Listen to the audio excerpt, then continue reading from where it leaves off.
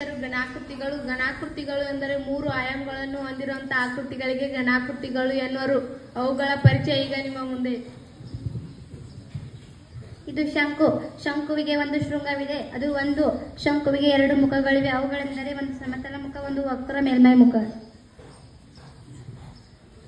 ಉದಾಹರಣೆಗೆ ಜೋಕರ್ ಟೋಪಿ. ಇದು ಸಿಲಿಂಡರ್ಗೆ ಎರಡು ಬಾಹುಗಳಿವೆ. ಅವು ಒಂದು ಎರಡು. ಸಿಲಿಂಡರ್ಗೆ ಮೂರು ಮುಖಗಳಿವೆ. ಎರಡು ಸಮತಲ ಮುಖ, ಒಂದು ವಕ್ರ ಮೇಲ್ಮೈ ಮುಖ. ಸಿಲಿಂಡರ್ಗೆ ಉದಾಹರಣೆ ಪೌಡರ್ ಡಬ್ಬಿ.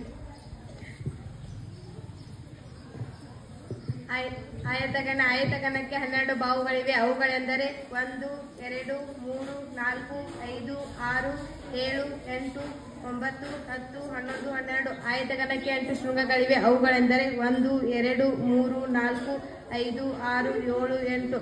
ಆಯತಘನಕ್ಕೆ